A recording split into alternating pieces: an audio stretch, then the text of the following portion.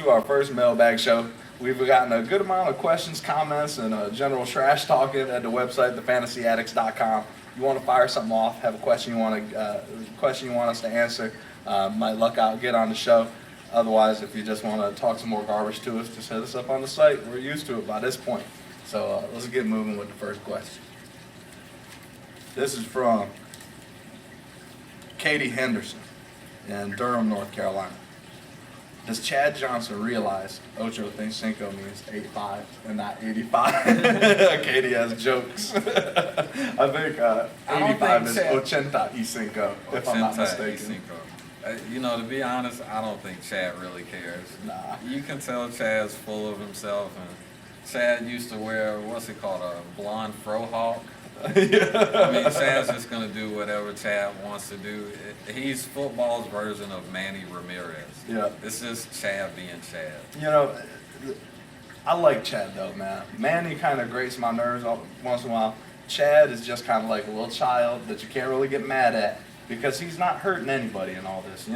He's always tried to stand up for himself and make all these crazy comments. And finally, he found something that he can beat Marvin Lewis at and beat the NFL at. He can have Ocho Cinco on his jersey, and he probably thinks he just won the lottery. He probably thinks it's the tightest thing ever. So, Chad, do your thing. I'm a fan. With the next question, we have Chris Hibbard from New York.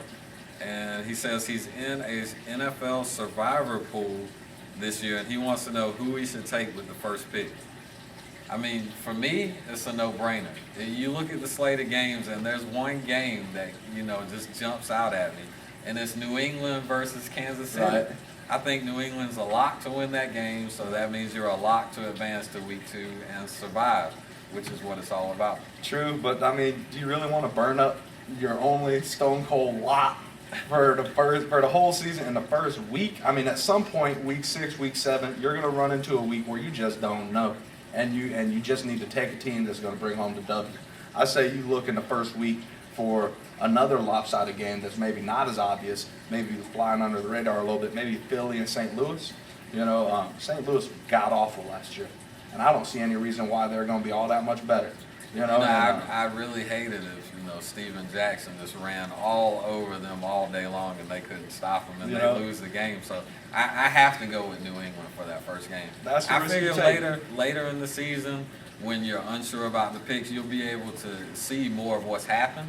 So you can gauge those picks better a little bit later in the season. Right. Now I feel you. I just like to save that little ace in my back pocket, Tom Brady. All right. Jeremy Hardison in Lynchburg asks, who steps up in Carolina with Steve Smith out the first 2 weeks? That's a good question. Jonathan Stewart and D'Angelo Williams step up. Exactly. I don't like any of those receivers. Somebody's going to catch passes, but I don't like any of them to have huge games. And I mean, the reason that they went out and got John Stewart, to go with D'Angelo is because John Fox wants to run the ball. They just put in that new zone blocking scheme that they think that they can do things on the ground. And so while your premier talent's out, why force the issue? I can see Moose doing Derek Mason type things and getting 8-10 catches for 70-80 yards, but that's not necessarily a big stardom. Moose is up there in age.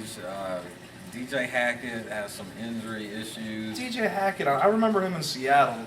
Every time he was healthy and played, he got 100 and a touchdown. But that was only like 4 times. So that's another guy that you just kind of sit back and wait. I know you have better options on your bench. You don't have to start Steve Smith's handcuff just because he's out. With the next question, we have Dwight in Durham. And his question is Devin Hester a fantasy option this year? And is anybody in Chicago? So we mentioned Devin Hester in our startup sit-em this week with an emphatic sit-em. He's an option, and he's not a good one. You know what I mean? But I do like Matt Forte. Yeah, I do. I know a lot of people got burned by Cedric Benson last year. And I've seen Matt Forte in the preseason. He's not Cedric Benson. He looks a lot better to me, a lot quicker. I think he'll have some value this year. Yeah, if you play IDP, Urlacher's a machine. Urlacher is a must-start every week. Of course. If you can start individual Bears defensive defense, players. team defense for the Bears. Greg Olsen, give him some times, let him sit your bench, start whoever you're playing. He could emerge. We have Steve Emerson from Baltimore, Maryland. and he says, who wins the running back battle in Miami? So Good this, question. This Good is something question. else that we covered in our startup system that you can find at thefantasyaddicts.com. You like Ricky, I like Ronnie. I like Ricky Williams. You know, he's listed as a starter right now. Ronnie has a few injury concerns. Ricky just got signed to a new contract. You know, he's looked good in the preseason. Everything right now points to Ricky. I like Ricky. That the new contract thing made me pause for a minute. They signed him for 1 year extension to the contract that he already has. But there's something fishy going on down there, man, and that's not a pun about the damn Dolphins or something. There's something beat up going on there. Last year, Ricky signs with the Dolphins midseason. Comes in 3 days later after he signed, after being a reefer smoking, yoga stretching hippie for 2 years and touring with damn Lenny Kravitz and shit. He comes back 3 days later, he plays, and on the first play, he gets hurt. Comes up lame. There's some funny contract thing going on. They extended him for a year. If they loved him that much, it would have been more than a year. Ronnie is their bell cow. They spent a high pick on him. The only reason that we're even having this conversation is because of that knee. And that's what bothers me. That ACL is supposed to take you two years to fully recover from that. It's only been a year. Bill Parcells is a little too sneaky. And really, Bill Parcells and Ricky Williams, they're tight like that. Bill and Ricky, you know what I mean? I don't know. It's still up in the air. I think by the end of the season, if Ronnie stays healthy, you're going to see him emerge as the number one. No, I think if Ricky continues to be productive, you know, him and Parcells could be like that. Yeah, that's true. Dan in Birmingham, Michigan. I didn't know there was a Go Birmingham Lions. in Michigan. What impact will the Rudi Johnson signing have on Kevin Smith? Though I drafted Kevin Smith in 4 leagues out of 5. I love the kid's potential. I love where he was falling during drafts, and this don't bother me. This does not bother me. I think they took one look at Tatum Bell and were like, we need some kind of veteran backup, because he is a rookie. He's going to hit the wall eventually. They need somebody to spell him. Tatum Bell is garbage. He had like 7 carries for 8 yards in some preseason game. And so they're just getting a little insurance policy. He's not going to take no carries. I think it's a similar situation to what they're doing in Chicago, or what they did in Chicago. Right. They have a rookie starting at running back, Matt Forte. So there was, a free agent out there to pick up, and they picked up Kevin Jones. Yep. And I think it's, just another insurance policy. Right. I don't think you hit the panic button on those rookies quite yet. Especially I still see both of them having very productive seasons. Yeah, And last but not least, we have Paul Dennis, and I believe he's from Mali. Africa?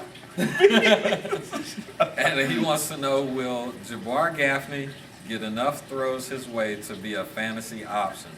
I have him riding the bench in a couple of deep leagues, 14-team league, even a 12-team league, just on potential. The way people get hurt, what if something happened to Randy? What if something happened to Wes Welker? What if, right? Yeah. But if you have a 6-7 bench, then I would rather have Gaffney on a prolific offense than, Isaac Bruce in San Francisco. Even though Isaac Bruce might end up outperforming him slightly, He could. the upside is what you're looking for. When they made the final cuts for the season to trim the rosters, I think they released Chad Jackson, Yep.